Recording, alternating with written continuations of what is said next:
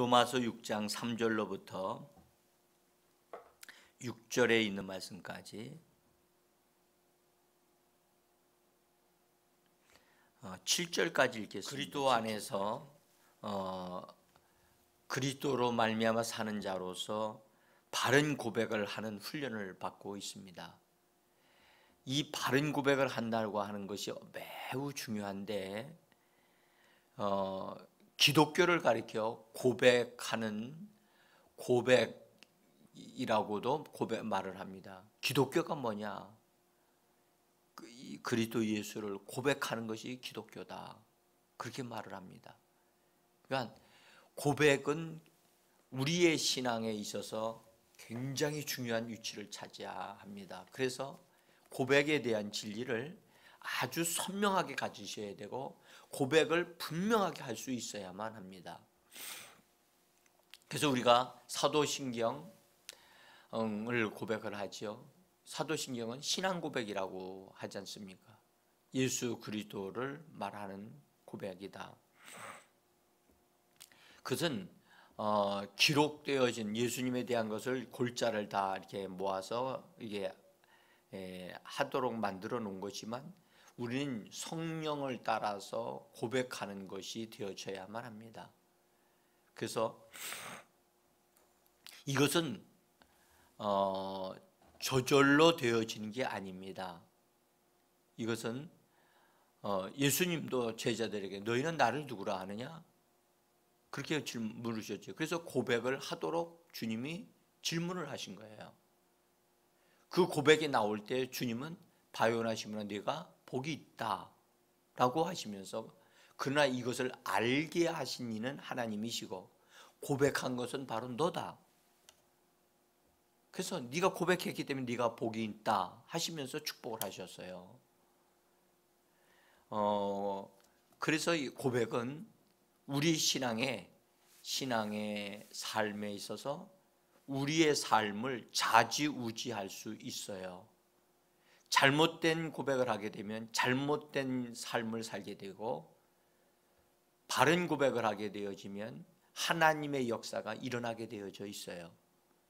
그래서 고백하는 신앙, 고백이 있는 삶, 고백할 줄 아는 삶, 그런 사람이 되어져야만 합니다. 우리는 침례를 통해서 그리스도 안으로 들어간 자들이라는 것을 보았습니다. 그리스도 안에 접붙임을 받은 지체들이 되었다는 것도 보았습니다. 부활하신 그리스도 안에 속한 자들로서 새로운 피조물로 창조되어진 자들이라는 것을 보았기 때문에 우리는 옛것을 버렸고 버리는 자가 되어져야만 합니다. 여러분, 옛것은 절대로 저절로 떨어져 나가지 않습니다.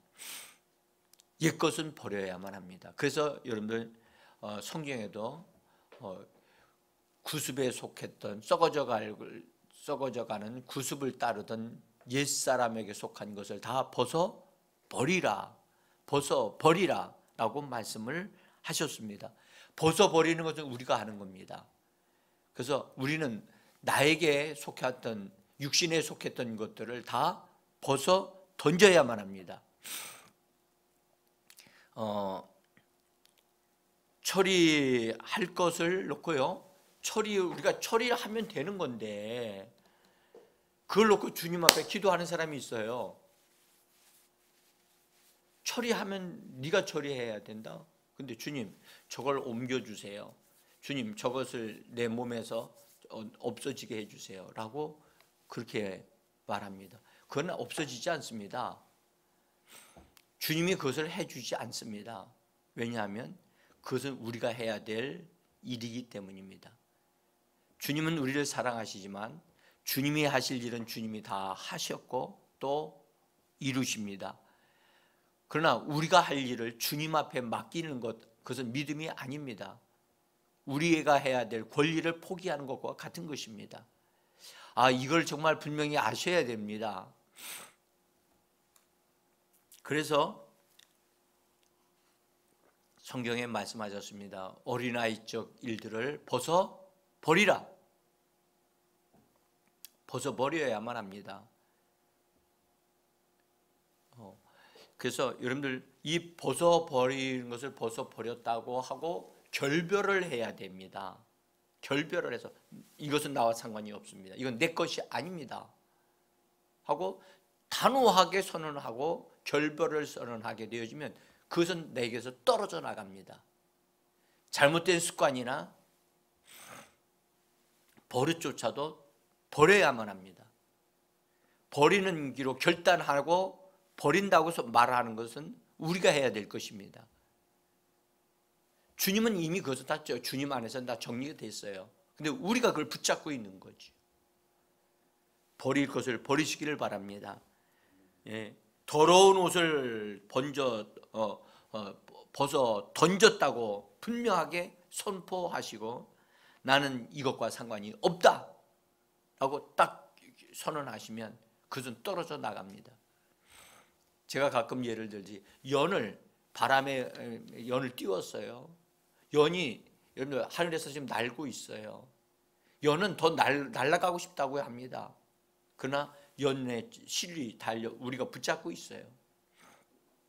주님은 말씀합니다. 그 실을 끊어라. 끊어라. 주님 이거 안 됩니다. 안 됩니다. 이거 날려버리면 너무 아깝습니다. 우리는 그렇게 말할지 모릅니다. 그러나 여러분들 끊으셔야만 합니다.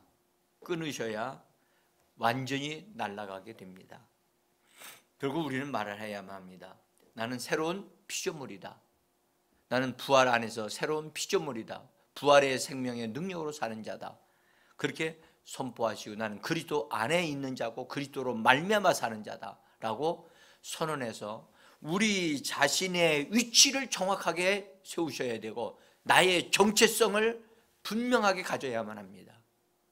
우리는 그리스도 안에 있는 자요 그리스도로 말미암아 사는 자요 그리스도께서 우리 안에서 사시도록 우리 자신을 내어드린 자들임을 기억하시기를 바랍니다. 자, 오늘은 로마서 6장에서요 침례를 통해서 그리스도와 연합한 자가 되었다는 것을 분명하게 좀 보고자 합니다. 3절에 나오는 3절에 여러분들 3절을 한번 읽어보겠습니다. 무릇 그리스도 예수와 합하여 침례를 받은 우리는 그의 죽으심과 합하여 침례를 받은 줄을 알지 못하느냐 하고 3절과 또 4절을 보면 또 합하여라는 단어가 반복되어 나오고 있는 것을 볼 수가 있습니다. 이 합하여라고 하는 헬라어 단어를 보면 에이스라고 하는 단어인데 이것은 뭐 어디 안으로 어디 속으로 이렇게 그런 의미를 가지고 있는 전치사입니다. 그래서 이 단어는 들어감을 말합니다. 들어감을 의미하는 그래서 방향성을 가지고 있어요. 어디로 들어간다. 그래서 이 단어를 오늘 사도 바울은 의도적으로 이 단어를 사용했다고 저는 봅니다. 그래서 어디로 합하여 우리 성경은 합하여라고 하는 번역으로 샀지만 이건 들어가는 속하는 것을 의미합니다. 그래서 3절을 원문으로 직역한다면 이렇게 할 수 있습니다. 그리스도 예수 안으로 침례를 받은 우리는 그의 죽으심 안으로 침례를 받은 줄을 알지 못하느냐. 이건 제가 그냥 번역한 겁니다. 안으로 그리스도 안으로 침례를 받은 우리라. 그래서 침례는 오늘 우리 번역한 대로 그리스도와 함께 합하여 그리스도의 죽으심에 합하여 죽은 자가 되고 그리스도께서 다시 살아나심으로 인해서 우리가 거기에 다시 합하여 살아난 자가 되어진 것으로 말씀하고 있는 것입니다. 여러분들 우리가 언제 그리스도 안으로 들어갔습니까? 누군가가 우리에게 그런 질문을 한다면 여러분들 분명하게 확실하게 말할 수 있으셔야만 합니다. 예, 나는 예수의 이름으로 침례를 받음으로 여러분들 나는 예수 안으로 들어갔습니다. 나는 예수에게 속한 자고 또 예수로 말미암아 사는 자입니다. 라고 말할 수 있어야만 합니다. 예수님이 이런 말씀하셨어요. 내 말로 네가 의롭다함을 받고 내 말로 네가 정죄함을 받으리라 하신 말씀 기억하시죠? 그래서 우리는 말을 정확하게 할 수 있어야 됩니다. 말을. 그래서 우리가 고백하는 것은 매우 더 중요합니다. 그래서 이런 말, 이 말을 고백할 줄 알아야 돼요. 나는 예수 그리스도와 안으로 들어갔고 예수 그리스도로 말미암아 사는 자가 되어졌다. 이런 말을 믿음으로 이 성경에 있는 말씀에 근거해서 정확하게 말할 수 있으셔야만 합니다. 그래서 나는 예수 안으로 들어갔고 나는 예수 안에 들어가 있는 그런 사람이다. 나는 예수와 합하여 죽고 예수와 합하여 다시 살아난 사람이다 라고 말할 줄 아는 것, 이것이 바로 능력입니다. 여러분들 잠언서에서는 이렇게 말씀하셨습니다. 사람의 입에 권세가 있는데 이 사람의 입에서 나오는 것이 사람을 살리기도 하고 죽이기도 한다. 그래서 우리는요, 우리 입에서 나오는 말들이 권세 있는 말임을 여러분 우리가 인정하셔야만 합니다. 우리는 거듭났기 때문입니다. 그래서 우리가 오늘도 침례를 받음으로 인해서 예수님 안으로 들어갔다고 하는 사실을 분명하게 아시고, 그래서 우리의 몸은 예수님 안으로 들어가는 경험을 가진 몸이 되어진 거예요. 우리는요 세례를 받지 않았어요. 침례를 받았지. 여러분들 제가 세례와 침례에 대한 것을 계속해서 이렇게 얘기하려고 하는 것은 아닙니다. 그러나 예수님이 침례를 받으셨고 그 침례가 실제화되어지도록 그분이 죽으시고 부활하시는 과정을 그분이 이루셨던 것 같이 우리도 침례를 통해서 그분의 죽으심과 부활에 동참했다고 하는 것을 말씀을 드리는 것입니다.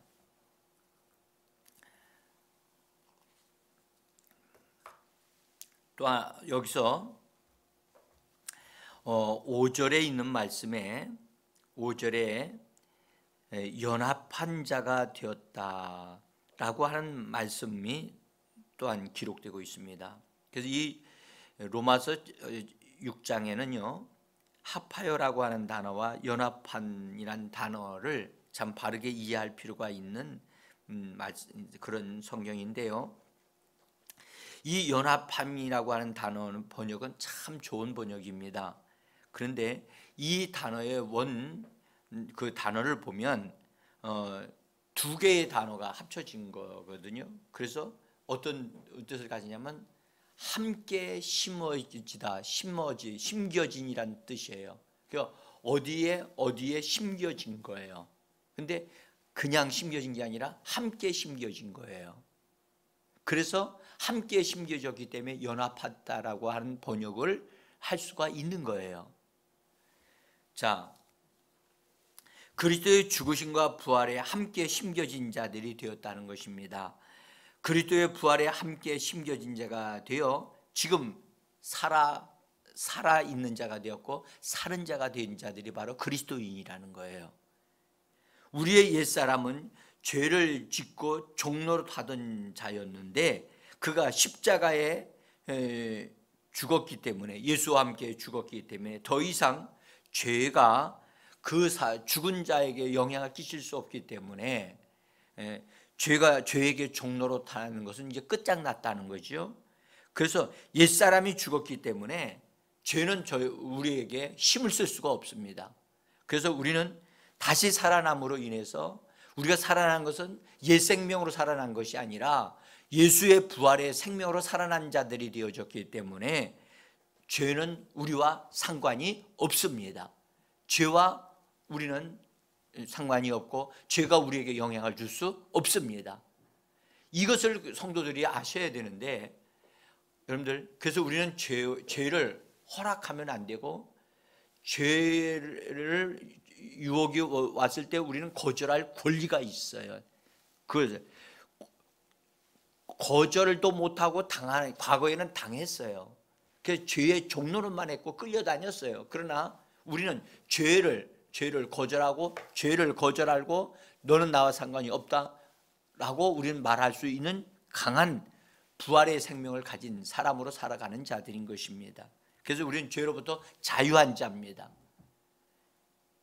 그래서 우리는 죄가 우리를 주장하는 것을 허락지 않습니다. 죄가 우리에게 달려붙은 것을 여러분들 그것을 받아주지 않습니다. 그래서 로마서 6장 14절에서는 이렇게 말씀합니다. 죄가 너희를 주장하지 못하리니. 죄가 너희를 주장하지 못한다. 왜냐하면 우리는 그리스도 안에 있고 그리스도의 부활의 생명으로 살고 있기 때문에 죄는 우리에게 영향을 줄 수 없습니다. 단 중요한 것은 우리가 죄를 즐기고 죄를 받아들이고 용납하게 되어지면 죄를 지을 수밖에 없습니다. 우리가 그리스도의 부활하심에 연합한 자, 함께 심겨진 자가 되어졌기 때문에 우리는 예수와 함께 다시 살아난 자가 되어져서 사망이 예수님에게 손을 대지 못하는 것 같이 우리에게도 손을 댈 수 없습니다. 자, 9절에 있는 말씀을 한번 보겠습니다. 9절 같이 읽습니다. 이는 그리스도께서 죽은 자 가운데서 살아나셨음에 다시 죽지 아니하시고 사망이 다시 그를 주장하지 못할 줄을 알미로다. 여기 알미로다라고 하신 말씀에 예수님이 사망이 다시 예수님에게 영향을 끼칠 수 없는 것과 같이 우리는 예수에게 속한 자가 됐기 때문에 역시 사망이 우리에게 영향을 줄 수 없습니다. 그래서 우리는 죄와 사망으로부터 해방되어졌고 자유함을 받은 자들이라고 우리는 고백할 수 있는 것입니다. 사도행전 2장 24절에서는 이렇게 말씀하셨습니다. 하나님께서 그를 사망의 고통에서 풀어 살리셨으니 이는 그가 사망에 매여 있을 수 없음이라. 여러분, 사망은 사로잡아 매는, 그래서 붙잡아서 결국 사망케 하는 능력이 사망에게 있습니다. 근데 예수님이 사망을 깨뜨리시고 그래서 무력화시켜 버리시고 거기서 나오셨습니다. 그래서 우리는 이것을 아셔야 됩니다. 그리스도 예수 안에서 사망이 우리를 잡아맬 수 없습니다. 그래서 우리는 사망에게 종노릇하지 않습니다. 사망에 의해서 사망을 당하는 자가 아니라 우리는 이 땅에서 삶을 족하게 살게 되어지면 하나님이 때가 되어지면 우리를 이 땅에서 데려가실 것입니다. 그래서 세상에 있는 사람들이 죽는 것과 예수 믿는 사람들이 삶을 인생의 마무리를 짓는 것은 다른 것입니다. 세상 사람들은 죽었다고 말을 하지만 예수 안에 있는 자들은 잠을 잔다라고 말씀합니다. 이것이 다른 것입니다. 자, 그래서 오늘 여러분들 이 말씀에서 우리가 죄와 사망이 우리에게 영향을 주지 못한다는 것을 분명히 말씀을 통해서 확인하셨고 우리가 예수 안에 있음으로 말미암아 우리는 사망을 무력화시키는 사람이고 죄를 다스리고 죄가 우리를 주장하는 것을 영향을 주는 것을 절대 용납하지 않는 아주 강한 하나님의 사람들임을 여러분들 믿음으로 말하고 고백할 수 있는 이 시간이 되기를 간절히 원합니다. 자, 히브리서 13장 5절에는요 하나님이 우리를 위하여 어떻게 하신다는 언약이 있어요. 히브리서에 특별히 13장에는 이렇게 말씀합니다. 13장 5절입니다. 같이 한번 읽어봅니다. 그가 친히 말씀하시기를 내가 결코 너희를 버리지 아니하고 너희를 떠나지 아니하리라 하셨느니라. 이것이 히브리인들에게 강을 건넌 사람들에게 하나님이 약속하신 언약의 말씀입니다. 그래서 내가 결코 너희를 버리지 아니하고 너희를 떠나지 아니하리라고 하나님이 약속하셨고 언약하셨기 때문에 이 말씀에 근거해서 우리는 이렇게 고백합니다. 아니, 성경은 이렇게 말씀합니다. 6절을 보겠습니다. 그러므로 우리가 담대히 말하되 주는 나를 돕는 자이시니 내가 무서워하지 아니하겠노라. 사람이 내게 어찌하리요 하노라. 여러분들, 이 본문의 내용은 매우 중요해요. 왜냐하면 하나님의 언약의 말씀이 먼저 딱 나와 있고 그 언약의 말씀에 근거하여 우리들이 믿는 이들이 고백하는 것을 본으로 보여주는 아주 좋은 예라고 저는 말씀드립니다. 이 말씀에 근거해서 담대히 말하되, 담대히 고백하되, 우리가요 고백할 때 담대히 고백해야만 합니다. 그래서 담대히 예수가 어떠한 분이신가를 말하고, 예수 안에서 내가 어떤 자인가를 말하고, 예수님이 이루어 놓으신 것은 곧 나를 위하여 이루어 놓으신 것임을 담대히 말함으로 예수님의 이루어 놓으신 그것이 나의 것이 되어진 것을 선포하는 선포식이 바로 고백하는 것이라고 말할 수 있습니다. 그래서 여기 주는 나를 돕는 이시니 내가 무서워하지 아니하겠노라. 사람이 내게 어찌하리요. 저는 이 고백을 이렇게 선포를 보면서요, 저는 그렇게 이것을 근거로 해서 이렇게 말합니다. 주는 나를 돕는 자이시니 내가 질병이나 가난이나 걱정이나 죽음 등을 무서워하지 아니합니다. 이것들이 내게 어찌하겠습니까? 이것들은 반드시 처리되어지고 정리되어집니다 라고 저는 이것을 이렇게 고백을 해요. 사랑하는 성도 여러분, 하나님이 그리스도 안에서 우리를 위하여 이루어 놓으신 것을 고백하는 것, 그것을 말하는 것이, 그러니까 하나님이 하신 것을 동일하게 말하는 것이 고백이에요. 그래서 고백하는 것을 얻습니다.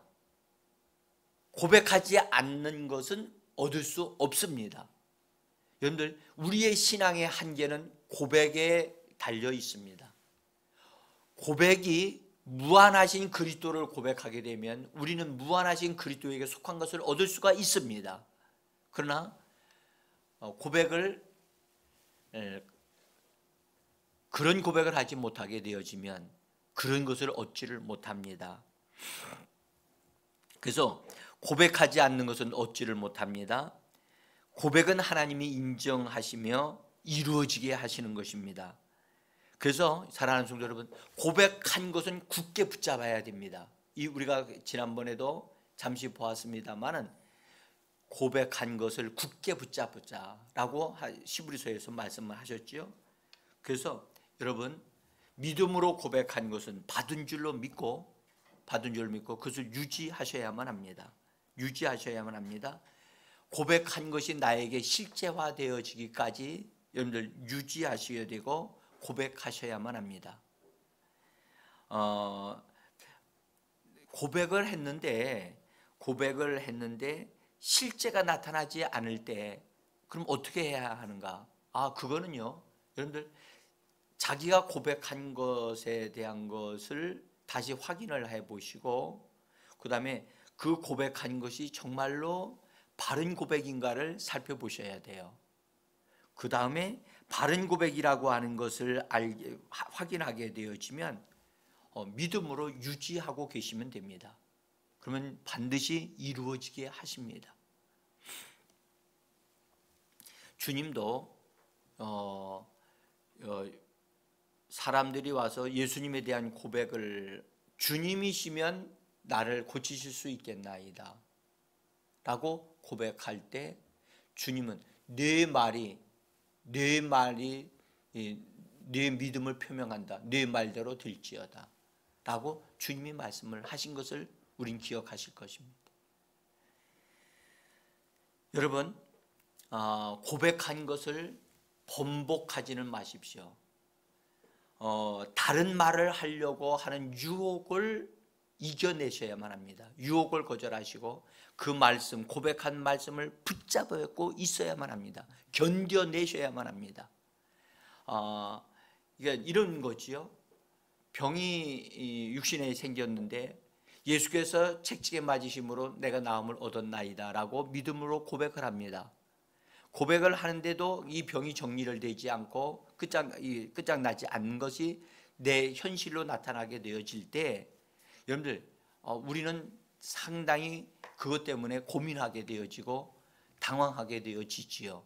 그때 내가 기도해봤자 되는 것이 없네 라고 하는 말이 이 목구멍까지 올라올 때가 있습니다. 그러나 그거를 여러분들 예수의 이름으로 정리하셔야 합니다. 다른 고백을 하게 되어지면 앞에 심어놓은 것을 앞에 씨를 뿌려놓은 것을 다 들춰내서 아무것도 이뤄내지 못하도록 만드는 것이 되기 때문입니다. 그래서 마귀는 여러분들 우리 안에 심겨져서 믿음으로 고백된 것을 취소시키지 못하니까 우리가 취소하도록 그래서 잘못된 고백을 하도록 유혹한단 말이에요. 여러분들 반드시 그 유혹을 처리하시고 다른 고백하는 것, 잘못된 고백하는 것을 멈추셔야만 합니다. 많은 분들이 실패하는, 기도에 실패하고 고백에 실패하는 이유가 다른 것을 반복적으로 말을 하니까 무효화되어지게 되는 것입니다. 이것을 매우 조심하시고 아프더라도 끝까지 믿음으로 그것을 밀고 나가셔야 됩니다. 그것이 믿음의 행동입니다. 제가 이것을 믿음과 연결을 해서 이렇게 더 앞으로 말씀을 드려야 되지만 어쨌든 이 정도 말씀을 드리고요. 여러분 보세요. 이스라엘 백성들이 애굽에서 나왔어요. 나와서 하나님의 인도를 받아서 구름 기둥의 인도를 받아서 나왔는데 홍해바다로 앞에 오게 된 거예요. 근데 거기 도착을 하니까 홍해바다가 저절로 쫙 갈라지는 게 아니었단 말이죠. 근데 홍해바다가 있는데 이거 앞으로 갈 수도 없고 보니까 뒤에를 보니까 지금 바로 군대가 막 추격을 하고 막 오는 게 막 먼지를 일으키고 막 오는 게 보이는 겁니다. 어떻습니까? 이스라엘 백성은 어떻게 해야만 합니까? 당연히 혼돈되어지지요. 이러고 있다가 건너가지는 못하겠고 바다가 있으니까 건너가지는 못하고 이러다가 저들이 쳐들어오면 우리는 저들에게 죽임을 당하게 되겠구나. 차라리 우리가 저들에게 항복하고 돌아가자. 그렇게 반응하기가 더 쉽습니다. 더 쉽습니다.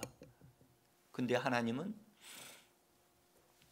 그들의 모습을 바라보시고 주님은 모세에게 내 지팡이를 내밀라 하고 말씀을 하셨죠. 환경을 향하여 바라보게 하시고 지팡이를 내밀라고 하시면서 여러분들 모세가 뭐라고 이 지팡이를 내밀라고 내민다면 뭐라고 했겠습니까? 저는요 거기서 길을 내라, 환경을 향하여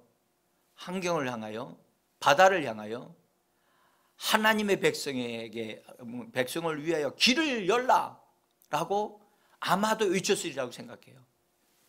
지팡이를 내밀 때 쫙 갈라졌다고요.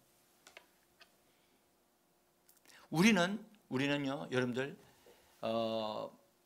환경의 어려움 속에 거기에 거기에 휩싸여 가지고 그것을 말하고 그것을 따라서 그럼 우리가 돌아가야 되겠다. 그것의 유혹이 더 심하다는 거예요. 믿음의 말을 할 수 있어야만 합니다. 하나님은 오늘도 우리를 통하여 일하시는 하나님이십니다. 사랑하는 성도 여러분, 하나님이 독생자 예수를 우리를 위하여 내어주셨다면 그분이 무엇을 우리를 위하여 아끼시겠습니까? 사랑하는 성도 여러분, 우리 주님은 우리에게 분명히 약속하셨습니다. 내가 너희를 버리지 아니하리라. 내가 너희와 함께 떠나지 아니하리라 라고 약속하셨습니다. 주님은 지금 오늘 우리와 함께 하십니다. 우리를 통하여 역사하십니다. 우리의 믿음의 고백을 통해서 역사하십니다. 오늘도 믿음의 고백을 통해서 하나님의 역사하심이, 하나님의 말씀을 풀어놓고 하나님의 말씀이 활동하여 하나님의 역사를 이루고 우리의 필요가 채워지게 하는 복된 하루의 삶이 되기를 예수 이름으로 축복합니다. 기도하겠습니다.